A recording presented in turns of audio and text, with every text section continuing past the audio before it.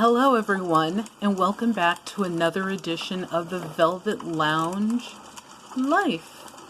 And yes, this is an Outlander edition, 100% spoilers. So I am going to spoil the entire season 5 for you, and I will be with you until this show is completely over. So if you're lucky, hopefully you get me for at least another, let's say 3 to 5 seasons more. I'm pushing for 5. 4 seems to be more the reality. Maybe. Why? Because, immediate spoiler alert, Diana, her book number 9.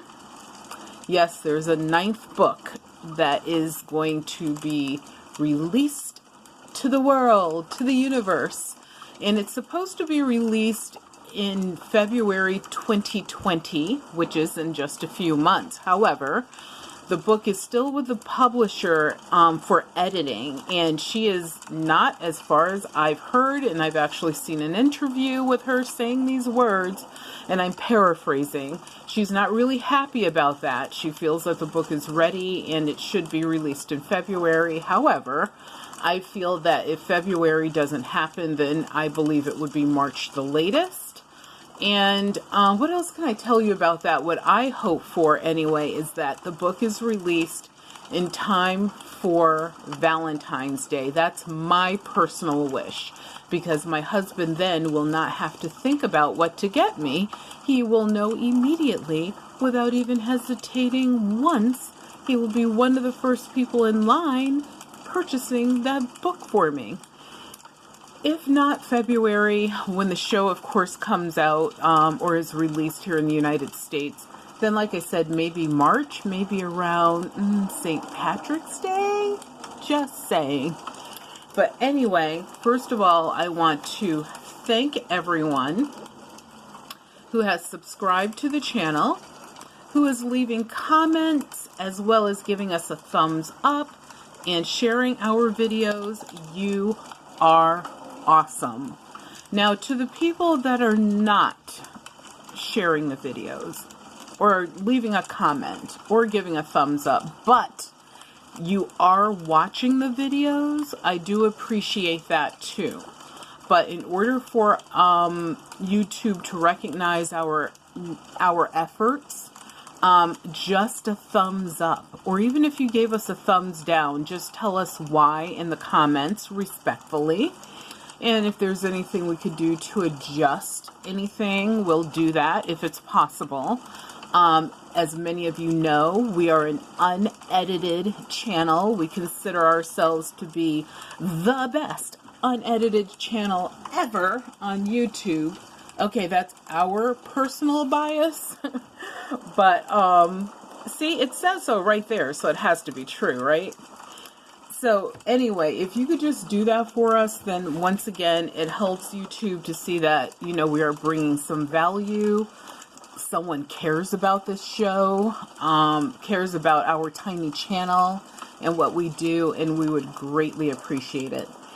Also, somewhere in this video, I am going to tell you guys how you can win the entire book series from us. We'll send it to you as a gift. We will even pay the postage, and we'll tell you how you can be eligible to participate in that particular drawing. So without further ado, let's get on with the stew. So what you're looking at right here, this beautiful set, is a set of the Fraser's kitchen. So this is, yes, Fraser's Ridge, and this is what the finished kitchen looks like. There's a leaded sink over here, which of course back then would have been a dry sink. Beautiful hearth, fireplace. This whole setup is amazing. Of course, you have plenty of space for storage. These beautiful vessels. This table, which is going to come into usage for a few people throughout the episode. And of course, look at the beautifully woven baskets over here on this side, I don't know if you could see it as well, so I'll pan over a little bit. You have this gorgeous table with a turned chair, and of course, you know, lots of other special decorations and minutia that make this homey. And look at that fire warm, as well as look at the detail of the floor, this brick floor that's been laid out in here. This is also in Claire's surgery. Here you have more of a utilitarian style window, but remember, back in the 1700s, windows being brought up a mountainside, aka a ridge, which is probably in the Blue Ridge Mountains or the Allegheny Mountains, which I just came from the Allegheny Mountains because I am working on a movie and I'm in it with Jason Momoa. He stars in the movie. And I had to pass through the part of the Allegheny Mountain Range to get from Pittsburgh back to my home in New England. So I thought that was very interesting that either that mountain range or the Blue Ridge Mountains, which I've been through as well, is where this would technically be if it was a real historical story in the United States. So beautiful. I wanted to show you guys this, and don't worry, there's more spoilers to come. 'Twas a beautiful and rainy evening on Fraser's Ridge, and in her surgery, Claire has decided to take a little bit of a siesta as the rain slowly cascaded down the beautifully leaded panes onto a fertile ground. So I read that, and it's my own writing. Do I have a future? Okay, so yes, here I am.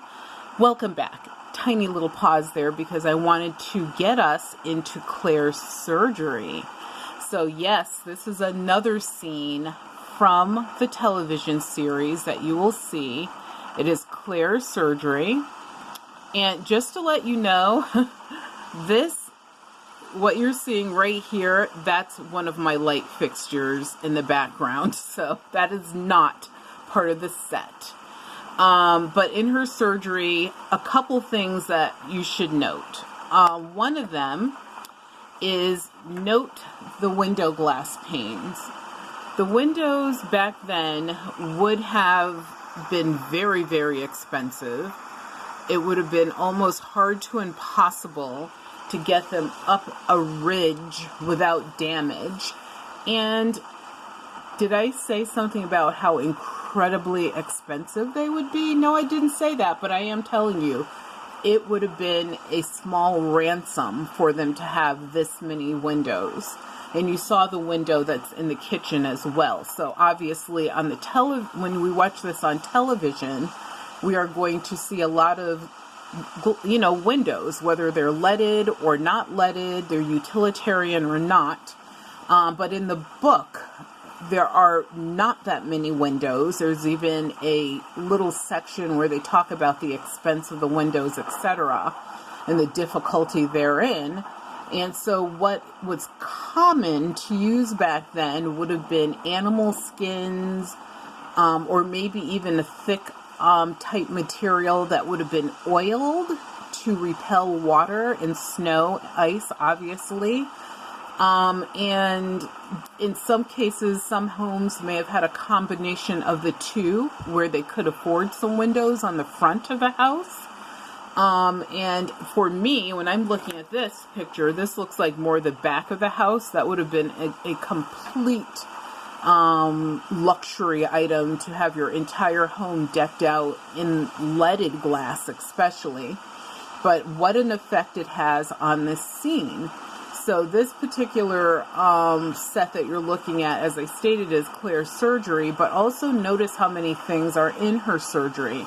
Here is her famous or infamous, however you want to look at it. I look at it as definitely famous medical chest that Jamie purchased for her for their wedding anniversary.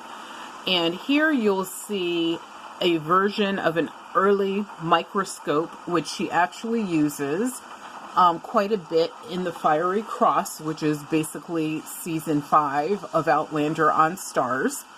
And also in the back, you'll see like medical cloches made out of glass in domes.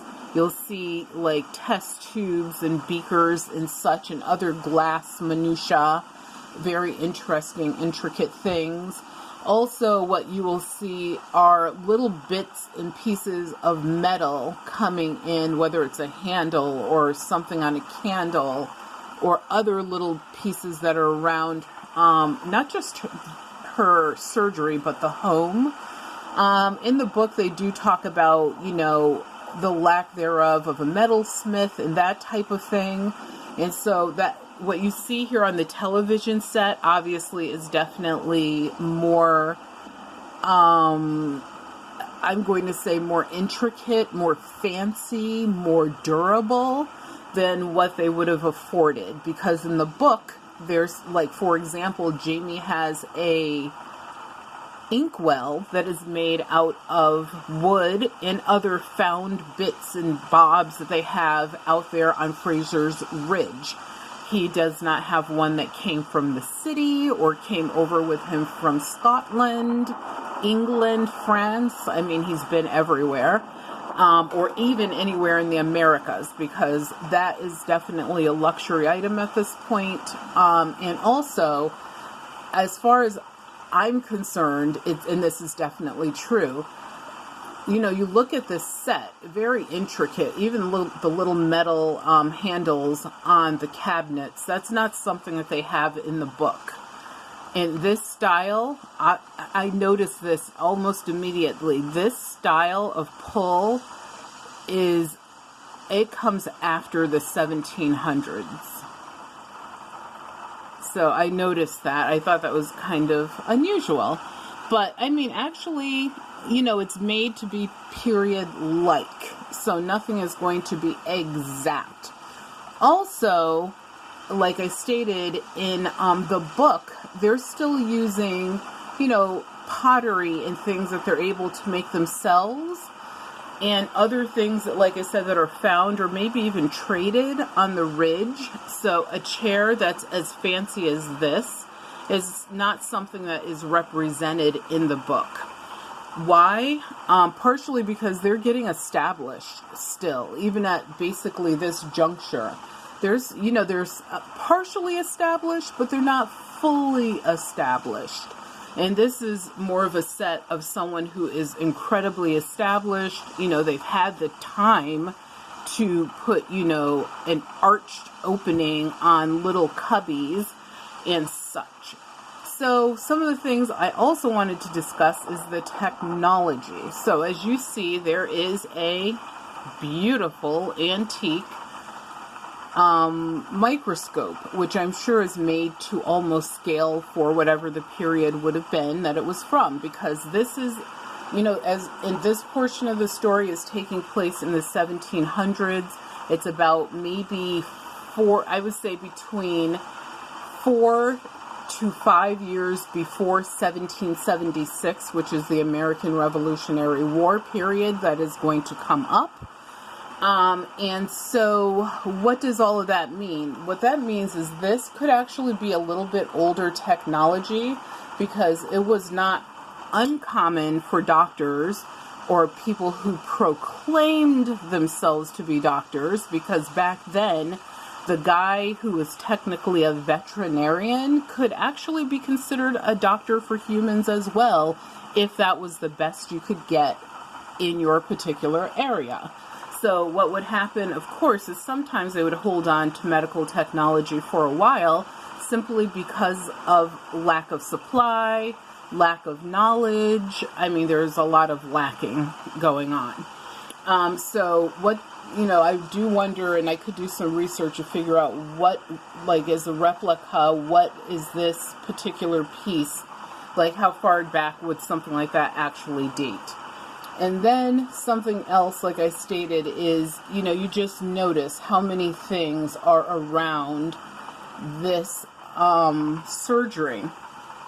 There's a lot. So Claire has been very busy. And she's graduated from using muslin to store her herbs and things, and also to grow her penicillin cultures. She's come from using like clay leftover vessels to using these little glass orbs that you see here, which I think is very interesting as well. Now, this table is going to have lots of usage in the surgery. One of the things I noticed looking at the set is the table actually looks kind of narrow and short for some of the usages that it will be definitely required for to save lives. And I don't know if when they put the show out, if her two, especially one very, very, very important patient, is going to be laid out on a modification of the table that obviously looks longer than this when you put a human on it, as long and tall as this dude is, or if he will be trying to regain his strength and heal in a different location in the house, such as maybe Claire and Jamie's bedroom. I just wondered about that. But who is this injured individual? Well, I will tell you right now, it's Jamie. Because Jamie was bitten by what I believe is a rattlesnake when they were out hunting, and just happened upon animals they had never seen before, which happened to be the American buffalo.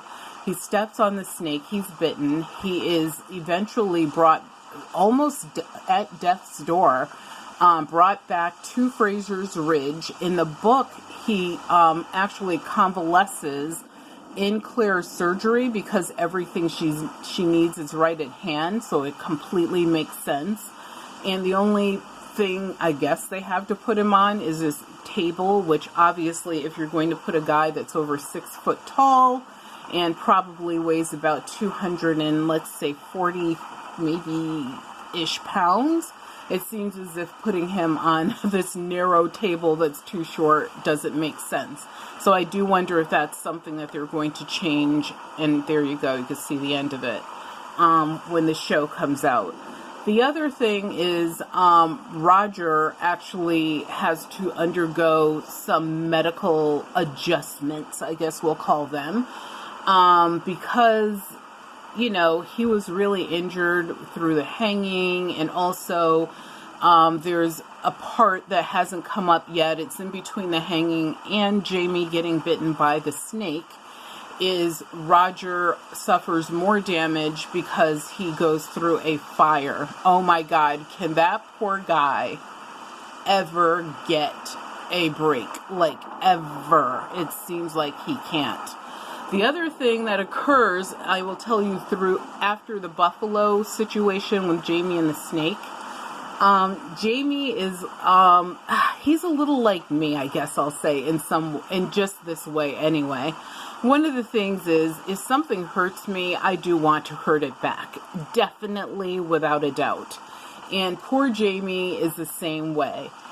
So he, after, you know, is bitten by the snake, he asks Roger to go out and get the snake. Roger somehow locates this snake, which is a carcass at this point, because after it bit Jamie, of course, he basically stomped it to death, etc. And so Roger finds it. The snake, of course, because snakes don't die immediately. They have some crazy thing with their nervous system where they're still moving around, and he finds it. He's freaked out. He basically finishes the job, brings a carcass to Jamie. Roger actually has already cut the head off and buried it. And they actually end up skinning, or Roger does, skins the snake, and it's roasted, and guess what they have for dinner? Yes, yummy roasted snake on a stick. So the next vengeful thing that occurs is totally by, I don't even know, the moon, the stars were all aligned partially correctly. And so what happened during the buffalo hunt is Jamie actually did get off a single shot. He did not know that he actually shot one of the buffalo, nor did Roger either. But after a while, when Jamie, so I'm skipping over some parts. I told you guys I am not going to do this completely in order, because some of it you need to know other parts before you know other parts. So they end up back at the ridge eventually. So eventually they do end up finding their other hunting partners, which is Fergus and some other, the Beardsley brothers, etc. Or Beardsley brothers, etc. So they all end up back at the ridge. And so while they're at Fraser's Ridge, of course, Claire is immediately working on Jamie and, assessing him as well, trying to see how bad off he is. She, of course, in her own mind, being a person who is really of the future, knows that they don't have an anti-venom as they would now or even in her true era. And so she is like, what am I going to do? So there's a lot of that going on, a lot of Jamie suffering, a lot of him definitely declining more and more almost each hour.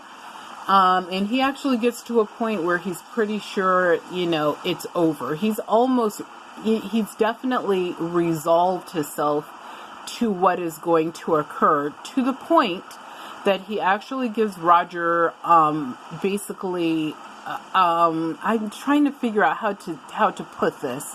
He basically makes Roger, I guess, sort of like a conservator of the ridge. And he gives him the rights to do the things that he would do, such as interviewing people to become new citizens of the area, of doing whatever business needs to be done to keep things going, and especially keep them going when he dies. So Roger, of course, is like, wow, my God, please don't go. We need you. He doesn't say these words because obviously he's a dude, but he is, thinking this, and he's also like, this could happen, so I need to be prepared to step into a leadership role, which he does. Unfortunately, the only thing I can see so far that he's done wrong is the following. There's a new citizen that he approved that will be living on the ridge. And when Jamie hears about who it is, there's definitely lots of hems and haws. When the other fellows that were imprisoned with him hear about it, they're also hemming and hawing. So you'll hear more about that in the future. But otherwise, Roger is doing a pretty good job. So Jamie is pretty much like, well, I got, check that off of my list. The next thing is, of course, Claire is doing all sorts of medical things to him, digging into his wound to remove dead, tissue. She's using leeches to leach out wherever she feels there's going to be a blood poisoning, because she can see the lines and the signs of blood poisoning. She's also using, what are they called? Maggots to help eat away any dead flesh that she may have missed, because maggots will only eat dead flesh. They will not eat fresh flesh. And even sometimes nowadays that is used as an extreme in medical technology. So yeah, some things from the 1700s are still used here in the year, we're almost in the year of our Lord 2020. But also, just all the stitching and the, putting things on him and making him drink horrible elixirs, which are definitely helping a little bit, but nowhere near enough. And he's like, my God, Claire, can't you just lay down next to me? And Claire is taken aback. She's sort of like, what? I'm trying to do whatever I could think of to save this guy's life. The last thing I'm thinking about is ever sleeping again or laying down or resting until he's okay. And he's like, no, you just have to do this. And she doesn't know it, but he's basically preparing to die. So he would love to have his beautiful wife laying next to him and have his last memories not be of her, inflicting some sort of painful treatment on him. So she does lay down with him. They don't do any of the sexual healing. He doesn't have the energy for that, people. But what happens is they do have a beautiful night just laying together. Eventually she is just exhausted, falls asleep, and then she wakes up and is like, oh my God, I fell asleep. and Jamie probably died while I was sleeping. And then she realized what he was doing was preparing to die and thought he was going to die that night, but he did not. What happens is she finally opens up and talks to Bree. And I say this because there are times that Claire should be talking to Bree and Roger. They are also from the future. The three of them together could come up with solutions quicker if they did that. And this is a case where they definitely should have done that, because when she spoke to Bree, and Bree could see that it was like, my God, my dad is going to die. And she's like, Mom, what can I do to help? What's going on? And she's like, well, I don't have a way to get the penicillin into his system quicker. And somehow they figured out something with snake venom, and it wasn't really 100%, I don't believe. Actually, I think they did find a way to create a version of an antidote to the snake's poison. But she knows that number one is like, he seems to be suffering more from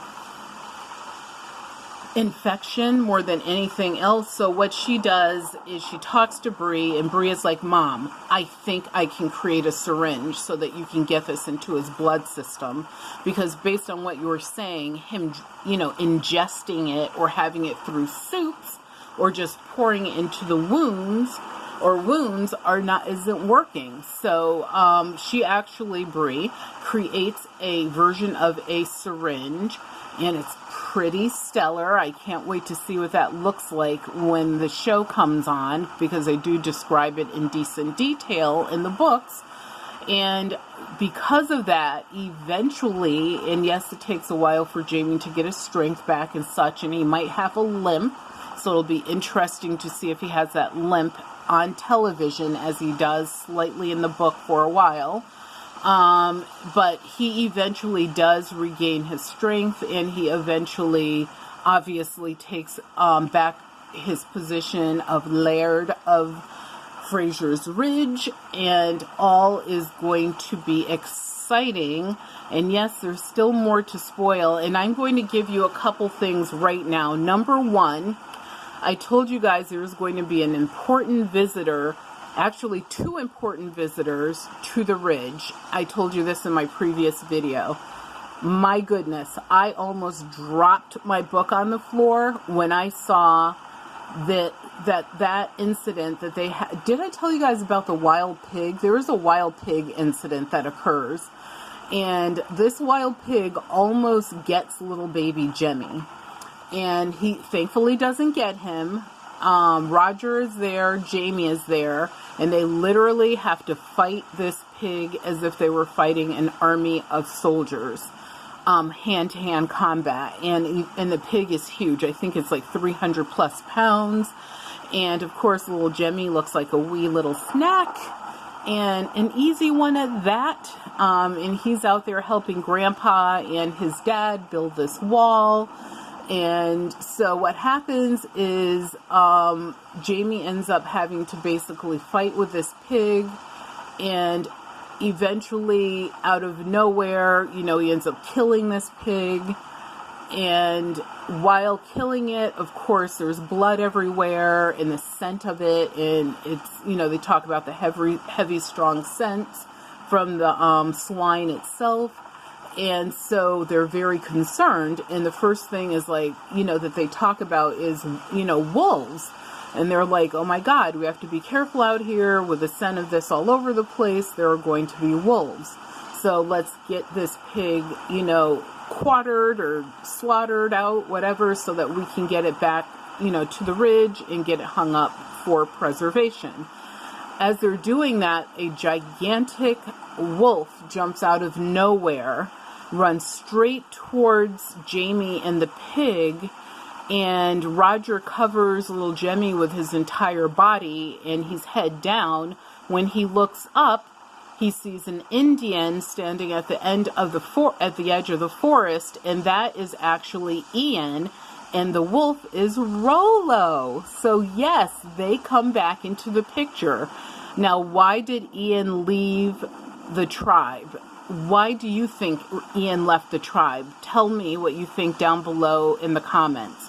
So thank you so much for watching this video. Remember to be entered in our book giveaway. We're giving away all 8 books in the series.